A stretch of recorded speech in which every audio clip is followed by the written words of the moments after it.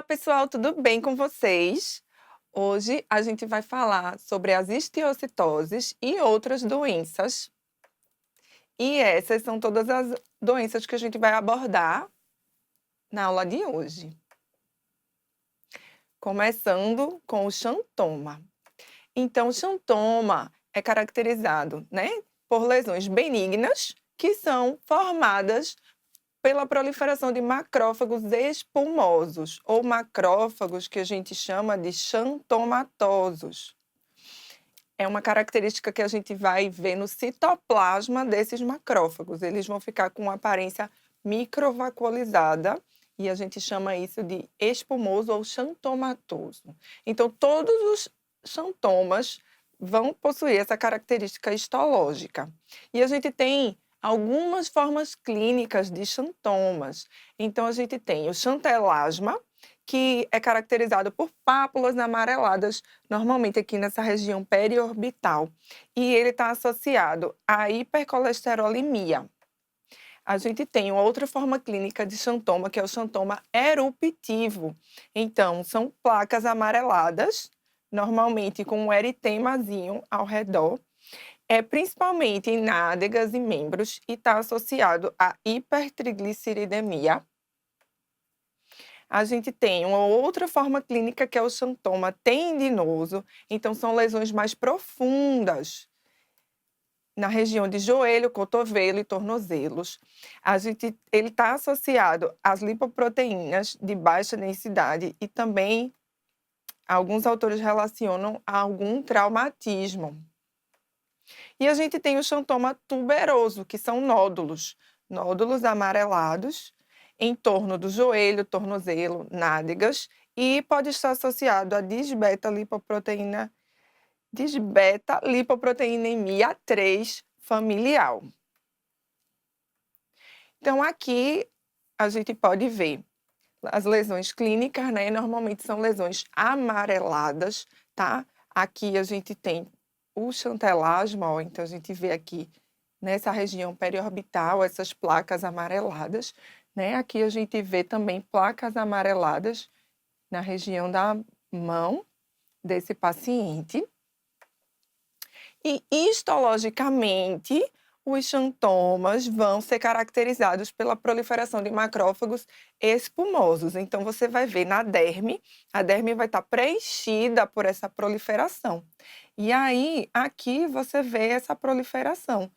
As células, elas têm bastante citoplasma, um citoplasma aumentado e microvacuolizado com uma aparência espumosa. Então, todos aqueles tipos de xantoma que a gente viu, eles divergem clinicamente, Tem nomes diferentes, mas histologicamente eles são bem semelhantes, que é essa histologia aqui.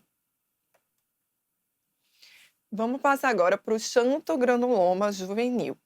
Também é considerado uma histiocytose não Langerhans, A gente vai ver que as histiocytoses, elas podem ser de células de Langerhans, que a gente vai abordar mais para frente, e todas essas que não são de células de Langerhans, elas são não Langerhans. Também é uma doença benigna e autolimitada. Ela é mais comum em crianças, tá? Tem esse nome, Juvenil.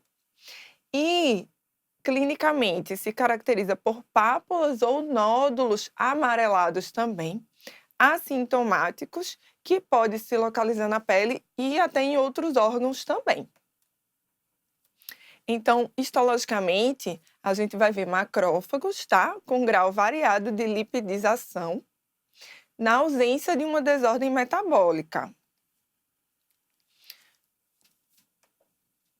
Então, aqui a gente tem a foto clínica, do xantogranuloma, a gente vê essas pápulas ou até nódulos amarelados, Então, xantoma, xantogranuloma, essas lesões que têm macrófagos espumosos são lesões lipidizadas. Por isso que eles ficam com essa aparência espumosa, por conta da presença de gordura. E aí, essas lesões normalmente elas são amareladas por conta disso. E histologicamente, a gente tem algumas características do xantogranuloma juvenil. Então, vocês veem que é uma lesão, Pensando que aqui é o nível da epiderme normal. vai ser uma lesão elevada, né, mais exofítica. A epiderme, ela abraça a lesão, né? Aqui na derme a gente tem a proliferação celular. E a gente vê que a epiderme, ó, na borda da lesão, é como se ela abraçasse, que é o que a gente chama de colarete epidérmico, né? Uma hiperplasia em garra, abraçando a lesão. E aqui no meio a gente vai ter um infiltrado denso, que a gente vai olhar mais de perto para caracterizar melhor essas células. Observar também que a epiderme ela está mais afinada, né? Ela tem uma epiderme mais fininha acima da lesão, né? Na região que circunda essa lesão. Então, a gente vai olhar e a gente vai procurar essas células lipidizadas, que a gente pode ver macrófagos espumosos, ou a gente pode ver, ou não, né, pode ter os dois, essas células gigantes multinucleadas, que também tem uma espuminha no citoplasma, uma lipidização no citoplasma, que é o que a gente chama de célula gigante do tipo Touton, tá? Então, as células de Touton, a gente já viu naquelas aulas iniciais, onde a gente viu os tipos celulares. Vocês lembram que a célula gigante do tipo Touton, ela tem os núcleos formando um colaretezinho central, ó, e o citoplasma fica ao redor dos núcleos, né? Com essa característica espumosa. Aqui também, a gente vê o núcleo aqui e aqui o citoplasma ao redor com essa característica espumosa. Célula gigante do tipo Touton, tá?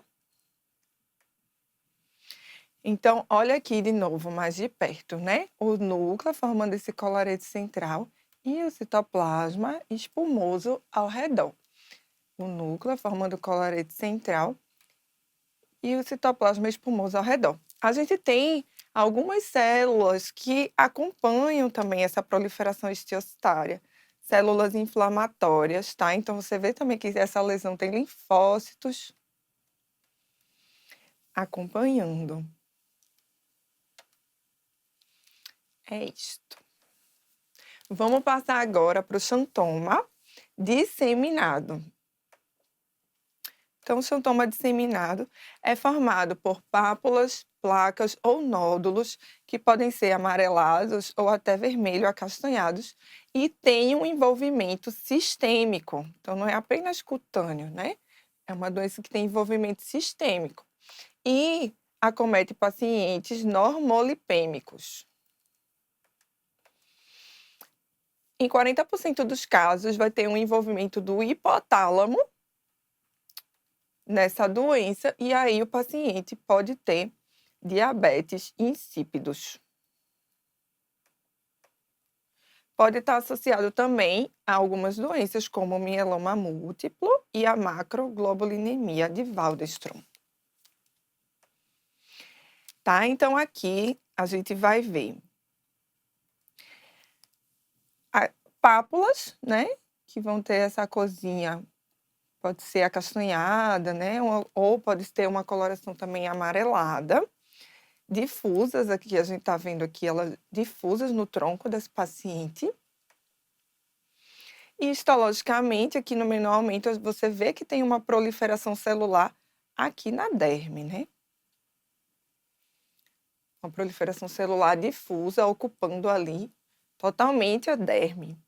Quando a gente olha de perto, a gente vai ver essas células lipidizadas, espumosas, incluindo células gigantes do tipo Touton. Então, é uma lesão que vai ter um padrão bem semelhante ao do xantogranuloma, né? Se a gente olhar só a histologia, a gente não vai conseguir diferenciar o xantoma disseminado do xantogranuloma juvenil. A gente vai precisar da clínica para poder a gente separar num diagnóstico ou no outro. Vamos passar agora para o xantoma verruciforme. Então, o xantoma verruciforme, como o próprio nome já diz, ele vai possuir lesões verrucosas, tá? E as localizações típicas dessa lesão é na cavidade oral, que é a mais comum, pode ser perioral também, perianal ou na região genital, é onde ela mais aparece. E aí, como é uma lesão verrucosa, então quando a gente tem uma lesão verrucosa, a gente espera o quê? Ver na histologia? Uma hiperplasia verrucosa da epiderme. Então é isso que a gente vai ver de cara, a primeira alteração que a gente vai ver é essa hiperplasia da epiderme, tá? E aí a gente vê essa hiperplasia da epiderme, e aí a gente vai olhando, vai prestando mais atenção nessa derme papilar, e aí a gente vai encontrar na derme papilar as células xantomatosas, que são esses macrófagos espumosos. Então, por exemplo, aqui, né, eu circundei essa célula. Então, você vê que ela tem um citoplasma amplo, né, mais pálido, e microvacuolizado, espumoso. Os núcleos dos macrófagos, né, são núcleos que geralmente eles são mais claros, tem uma cromatina fina, pode possuir um nucleoluzinho, né? Às vezes a gente encontra o núcleo mais reniforme, né, núcleo em ferradura, em formato de rim, como por exemplo aqui nesse macrófago. Então esses são os macrófagos espumosos que, junto com a hiperplasia verrucosa da epiderme, vão dar o diagnóstico para a gente de xantoma verruciforme. Vamos passar agora para a doença de Rosai-Dorfman. A doença de Rosai-Dorfman também é conhecida como histiocitose sinusal com linfadenopatia maciça, tá? Então, é uma doença que pode acometer os linfonodos e pode acometer a pele também. Ela é considerada uma condição reativa de etiologia desconhecida. Tem as formas sistêmica e a forma cutânea também dessa doença. E ela vai ser caracterizada histologicamente por uma proliferação de histiócitos, então ela é uma histiocitose não Langerhans, com emperipolese, tá? Eu vou explicar para vocês o que significa isso, mas eu já adianto que pouquíssimas doenças têm esse achado da emperipolese, e ela não é patognomônico, mas ela é bem característica, aparece na doença de Rosai-Dorfman, pode mimetizar linfoma, tá? Essa doença clinicamente pode mimetizar linfoma. E o envolvimento extranodal é frequente, sendo que a pele, né, é um dos sítios mais acometidos. As lesões cutâneas, elas são solitárias ou elas são geralmente múltiplas. E elas são caracterizadas por pápulas ou nódulos cor da pele, eritematosos ou amarelo-amarronzados, tá? E esses nódulos vão coalescer em placas irregulares. Então, aqui a gente está vendo, né, uma pápula solitária eritematosa aqui na região do nariz. Já aqui a gente está vendo lesões múltiplas, né, pápulas ou nódulos eritematosos que coalescem numa grande placa. Histologicamente, então, quando a gente olha assim mais de longe, né, no menor aumento, a gente vai ter uma proliferação dérmica celular bastante intensa e ela é bem delimitada, né, relativamente bem delimitada. Então, ela dá uma aparência de que tem um linfonodo no meio da derme, né, porque histologicamente ela vai parecer um linfonodo quando a gente olha de longe, né, essa proliferação que tem essa característica mais roxinha, né, bem delimitada. Então, parece que tem um linfonodo ali na derme. É uma dica para o diagnóstico de Rosai-Dorfman. E o que vai caracterizar a doença é quando a gente encontrar esses histiócitos grandes, né, com bastante citoplasma, e eles têm os núcleos mais claros, né, são núcleos de histiócito mais claros, que é o que a gente chama de núcleo vesiculoso. E a gente vai ver um infiltrado inflamatório associado à presença desses estiócitos, tá? Então vai ter linfócitos, plasmócitos, eosinófilos, né? Aqui a gente vê mais linfócito acompanhando esses estiócitos. E olhando esses estiócitos mais de perto, a gente vai encontrar no citoplasma deles essas células inflamatórias, que é o que a gente chama de hiperipolese. Então, os estiócitos, eles vão fagocitar as células do infiltrado inflamatório. Então, você vê que aqui, esse núcleo maior e mais claro é o núcleo do estiócito. E no citoplasma desse estiócito, a gente vê aqui, ó, linfócitos, tá? Então, a hiperipolese, principalmente de linfócitos, são as células que são mais fagocitadas, é uma característica do Rosai-Dorfman, mas ele pode fagocitar outras células também. Pode fagocitar neutrófilos, plasmócitos, eosinófilos e até hemácias, tá? Então, esse quadro da hiperipolese, ele é bastante característico do Rosai-Dorfman. Na imunohistoquímica, essas células, né, esses estiócitos, eles vão marcar o S100. Ok? Vamos passar para a próxima doença, que é a reticulohistiocytose.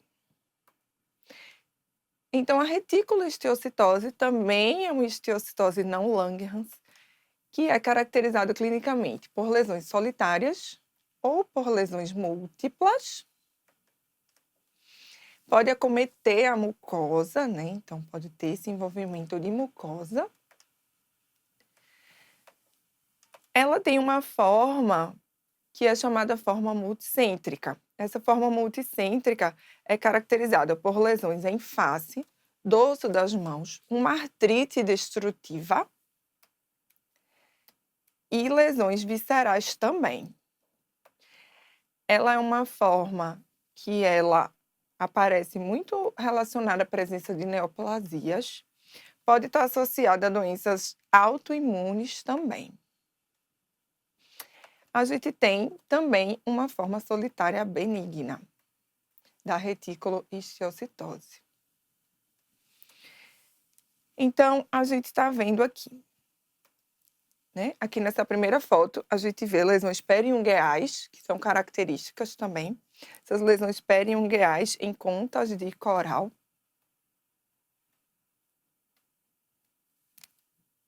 Aqui, envolvimento de mucosa, certo? Aqui, uma artrite associada. Então, quando a gente olha a reticulohistiocytose, né, de longe, lembra aquele quadro do xotogranuloma juvenil, aquela lesão, né, mais exofítica, delimitada por um colarete epidérmico, a epiderme mais afinada, e essa proliferação densa na derme. E aí, quando a gente olha de perto, a gente vai ver os estiócitos característicos da reticulohistiocytose. Como são esses estiócitos? Eles são grandes e eles têm um citoplasma que tem uma aparência que a gente chama em vidro fosco. Então, é esse citoplasma mais eosinofílico a anfofílico. Anfofílico é quando ele cora o corante ácido e o básico juntos, né? Então, aqui, né, acho que aqui dá para ver direitinho. É uma aparência que a gente chama em vidro fosco. Essas células são grandes, né? São grandes, o núcleo vesiculoso com o nucleolo é evidente e caracterizado por esse citoplasma em vidro fosco, tá? E vai acompanhar também um infiltrado inflamatório misto, que muitas vezes tem a presença de neutrófilos, né? Tem outras células inflamatórias também que acompanham ali a presença desses estiócitos. Então, vamos olhar mais um pouquinho para a gente internalizar essa característica. Em vidro fosco, né, ele fica assim, como se fosse mais embaçado, né, mais denso esse citoplasma e meio embaçado, tá? Aqui a gente tem também o neutrófilo. Aqui mais um estiócito em vidro fosco. A imunohistoquímica para reticuloesteocitose, então esses estiócitos vão corar CD68, não é específico não da reticuloesteocitose, o CD68 cora estiócitos, né, o marcador geral para estiócitos. A gente tem a marcação positiva para o fator 13A. E aqui ele é negativo para esse 100, tá? Ao contrário da doença de Rosai-Dorfman, que marca o S100, a reticuloesteocitose ela vai ser negativa para o S100. Vamos passar agora para a histiocitose de células de Langerhans. Vocês lembram? Quais são as células de Langerhans? São células que ficam na epiderme, são células dendríticas apresentadoras de antígeno. E aí elas também podem gerar uma neoplasia, que é a histiocitose de células de Langerhans. É uma proliferação neoplásica de células de Langerhans que pode acometer a pele e ou outros órgãos também. Então, lembrando das células de Langerhans, são células dendríticas, né? Elas formam aqueles prolongamentos citoplasmáticos que são os dendritos. Na microscopia eletrônica, não é na microscopia óptica. Então, a gente aqui não vai ver, né? Eu, na minha prática, não vejo, mas na microscopia eletrônica ela vai ter os grânulos de Birbeck. E ela vai ter expressão para o marcador CD1A e para o S100 também. Sendo que o CD1A ele é mais específico para a célula de Langerhans. Clinicamente, ela é bem diversa, porque depende do subtipo. Eu tenho alguns subtipos de histiocitose de células de Langerhans. Já quando ela acomete a pele, pode acometer qualquer sítio anatômico, incluindo couro cabeludo, unhas, região palmo-plantar e membranas mucosas também podem ser acometidas. Então, aqui a gente tem os subtipos de histiocitose de célula de Langerhans. A gente tem o subtipo, né, chamado Lederer-Silly. Me perdoe se a pronúncia não estiver certa. E pode acometer pacientes nos primeiros anos de vida. A pele quase sempre está acometida, 90% a 100%. E, clinicamente, a gente vai ter sintomas sistêmicos, né? Febre, perda de peso, linfadenopatia, hepatosplenomegalia, pancitopenia, lesões ósseas. O curso clínico ele é agudo e tem uma mortalidade alta, 50% a 66% dos pacientes. Então, o prognóstico não é muito bom desse tipo. A gente tem o subtipo Henschuler-Christian, que acomete crianças e adultos também. Já tem um acometimento menor da pele, né? Cerca de 30% dos pacientes. E a gente vai ter lesões ósseas osteolíticas, diabetes insípidos, exoftalmia e otite também nesses quadros. O curso clínico ele já é subagudo a crônico e a mortalidade é menos de 50%. A gente vai ter um outro subtipo, que é o granuloma eosinofílico, que vai acometer principalmente adultos. O envolvimento cutâneo ele é bem menor, menos de 10%. E aí, clinicamente, a gente vai ter lesões ósseas solitárias ou lesões cutâneas, tá? É um curso crônico e tem um prognóstico mais favorável. E a gente tem o espectro benigno, né, que é a reticuloesteocitose congênita autolimitada. que é uma doença congênita com envolvimento da pele, né, apenas. Ela é autolimitada, ela se cura sozinha e tem um prognóstico excelente. Então aqui a gente vê um exemplo, né, de lesão. A gente sabe que essa doença, as lesões são polimórficas, eu posso ter vários tipos de lesão. Eu posso ter pápulas, placas, nódulos, pústulas, úlceras, até lesões vesiculosas. Aqui a gente vê uma placa, né, eritematosa e descamativa. Algumas placas. E aqui a histologia, então, nessa lesão, né, a gente vê uma lesão vesiculosa, mas o mais importante é essa proliferação celular dérmica, que a gente vai prestar atenção e tentar caracterizar melhor essas células que estão presentes nesse infiltrado. Então, quando a gente olha, né, de perto, a gente vê que essas células, elas têm um citoplasma eosinofílico e elas têm um núcleo claro com esse formato aqui de rim, que é o que a gente chama reniforme. Você vê que tem várias dessas células, né? Então, uma proliferação dessas células com essas características. É muito comum na esteocitose de células de Langerhans a gente ter um epidermotropismo, ou seja, essas células terem tropismo e permearem a epiderme, como está acontecendo aqui. Eu estou vendo a epiderme e eu estou vendo essas células permeando a epiderme, tá? Uma outra característica que a gente pode encontrar, não em todas, né, mas algumas dessas células a gente vai ver fendas intranucleares na aparência de grão de café, tá? Quando a gente vê isso, isso é muito sugestivo de célula de Langerhans. Também vai acompanhar essa proliferação células inflamatórias, e é bem comum a gente encontrar que célula é essa aqui, com o citoplasma rosa choque, é eosinófila. É muito comum a gente encontrar eosinófilos junto com essa proliferação dessas células de Langerhans. E a imunohistoquímica, né, então a mais específica para essa doença é o CD1A.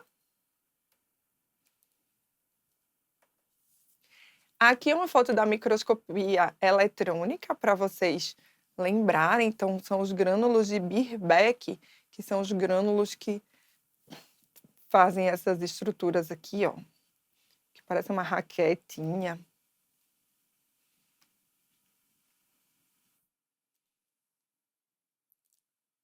Mas isso é na microscopia eletrônica, tá? E é isso, esteocitose de células de Langerhans é isso.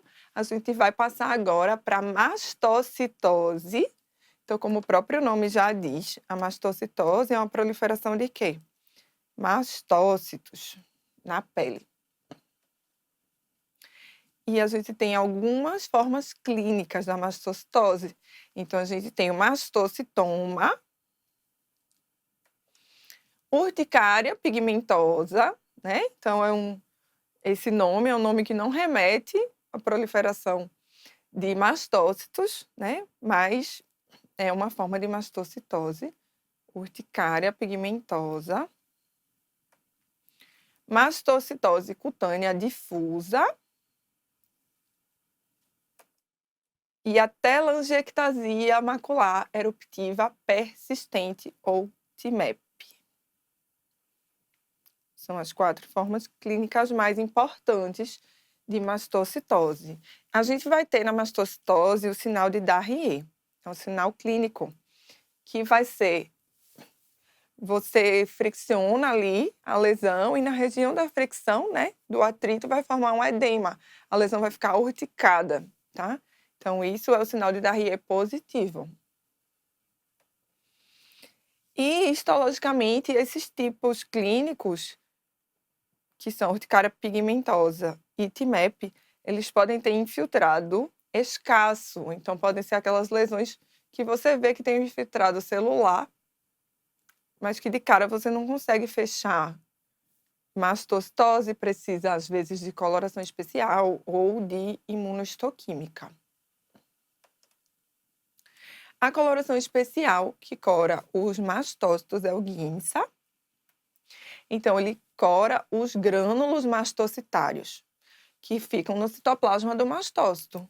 Lembrem que esses grânulos, eles possuem uma característica que é a metacromasia.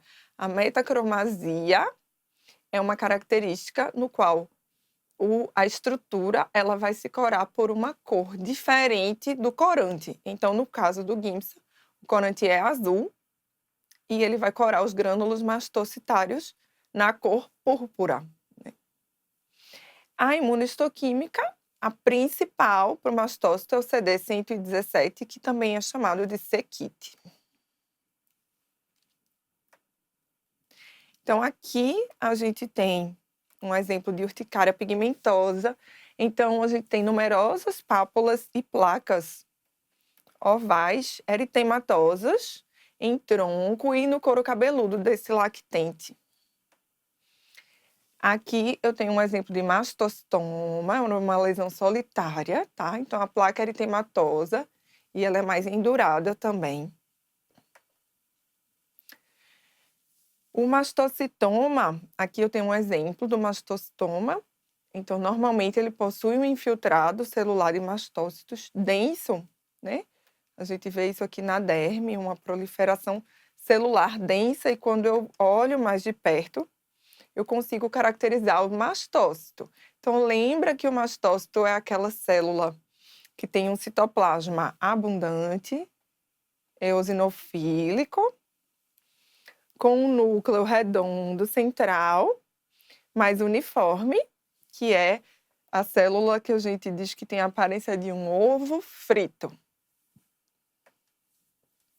A imunohistoquímica, que ajuda a gente a fechar o diagnóstico, é o C-kit ou CD117, então vai ser positivo, né? A imunohistoquímica é essa coloração positiva amarronzada, vai ser positiva nesse infiltrado celular. Aqui é um caso de urticária pigmentosa, então que eu vou ver nessa proliferação celular aqui na derme. Infiltrado dérmico mais difuso, quando a gente olha mais de perto. Então, em alguns casos, os mastócitos da mastocitose, eles começam a ter uma morfologia mais fusiforme, tá? Eles vão variar, né, de oval a fusiforme. Então, algumas vezes fica mais difícil de reconhecê-los quando eles estão mais alongados, tá? No citoplasma, eles vão ter aqueles grânulos metacromáticos que, às vezes, no HE a gente não consegue ver direito, embora aqui eu estou vendo que esse citoplasma está um pouquinho mais basofílico, mais roxinho, né? Então, eu posso até suspeitar que isso se trata de um mastócito. E é isso, essas células vão ficando um pouco mais ovais, mais alongadas, mais fusiformes. Numa situação dessa, o que é que eu faria? Pediria uma coloração especial, né? Eu pediria também uma imunohistoquímica para a gente garantir que são mastócitos mesmo que estão aí.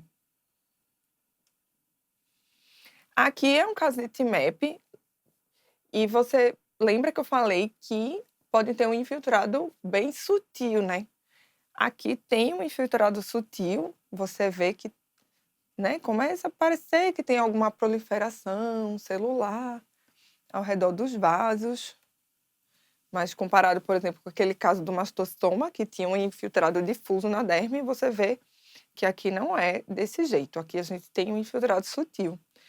Muitos casos de mastocitose a gente tem um infiltrado sutil, e aí pela clínica e por ter essa proliferação celular, às vezes um pouco mais fusiforme, alguns eosinófilos, a gente, será que isso é uma mastocitose? Aí pede coloração especial, pede imunohistoquímica. Então, às vezes, o diagnóstico de mastocitose não é tão óbvio, sabe? Em alguns casos ele pode ser mais difícil mesmo. Olhando mais de perto, então você vê, né, que ao redor desses vasos a gente tem essa proliferação celular, com essas células mais ovais, afusiformes, né, alongadas. Eosinófilo, né, uma célula que aparece muito e que ajuda a gente a ligar o alerta. E aí, nesse caso, eu faria uma coloração especial com guinça ou pediria a imunistoquímica para a gente caracterizar melhor essas células e chegar a fechar o diagnóstico de mastocitose. Então era isso que eu tinha para mostrar para vocês hoje. Muito obrigada, gente, e até a próxima aula.